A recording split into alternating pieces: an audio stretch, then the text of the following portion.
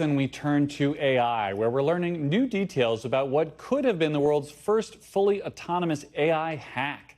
OpenAI is now saying that after one of its models went rogue and hacked the company Hugging Face last week, that it also attacked 4 unnamed publicly available sources. The Cloud Security Alliance, that's a group that sets AI best practices, says the AI agents here were inefficient and clumsy, but that they also made some brilliant technical moves. It took 3 days for the agents to be discovered. And even if they're not perfect, they don't get tired, they don't get hungry or bored. OpenAI CEO Sam Altman was on the Hill today to preview their new models, where Fox Business reporter Darren Botello asked him about this. Do you plan to talk to the Trump administration, White House, about deceleration of AI development? I wouldn't use the word deceleration, but we've talked about the need to pace it as the models get more capable, which I think is in everyone's interest. Could there be other systems that were hacked by OpenAI? I mean, there could be, yeah. The shrug that tells 1,000 stories here. This comes as more than 1,100 staffers from across top AI firms have signed a petition calling on the government to help deliberately pace AI development because it's just advancing too fast. Meanwhile, new numbers reported by the New York Times today reveal an incredibly stark reality. Today, there are about 20 million AI chips crammed into data centers all around the world. That number is expected to now double every 9 months. The authors compare this moment to the Manhattan Project, which, of course, ultimately created the atomic bomb.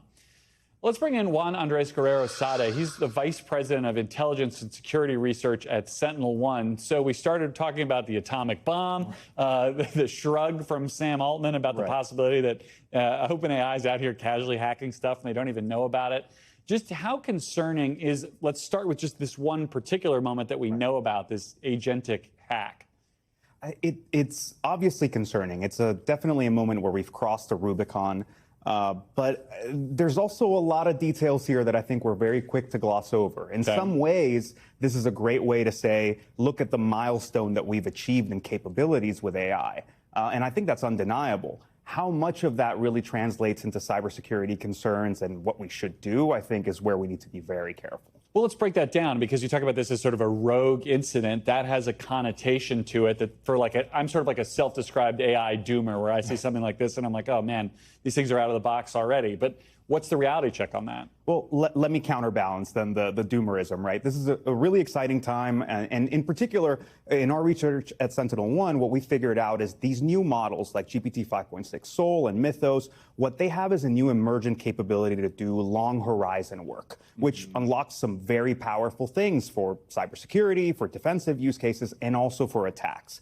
But keep in mind, right, when you say something like these models went rogue, that implies something it's not quite accurate, right? They had turned off the guardrails. They had turned everything off precisely because this is the kind of benchmark we want to run. They ran an experiment to see if they would go rogue, and in fact they did. Well, just to see how well they could, right? That's part of the intelligence game, is how good are they at finding vulnerabilities. But those vulnerabilities were there to begin with. I found this Times reporting today about this scale really interesting, and it was hard to wrap my mind around the idea of this exponential growth of the industry. Is the industry prepared to keep up that pace? Can cybersecurity professionals like yourself keep those guardrails up with that rate of growth within the industry? I think those are two different questions, right? I think there's a lot of drive to keep the scale going, right? Everything's about the scaling laws in AI. How that's going to translate into cybersecurity is a completely different matter.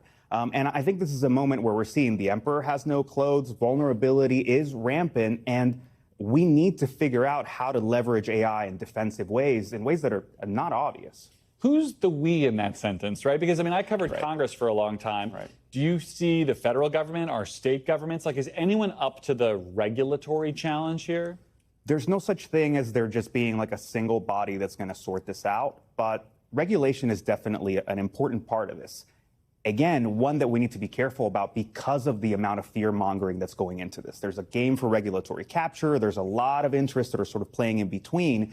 In reality, for cybersecurity, what you'd want to be looking at is something like software liability more so than a kill switch. Right, you need some adult supervision here, but it has to be sophisticated. Jags, thank you for your expertise on all this and for reassuring this doomer that it's all going to be okay. Thank you so much, Garrett. We thank you for watching, and remember, stay updated on breaking news and top stories on the NBC News app or watch live on our YouTube channel.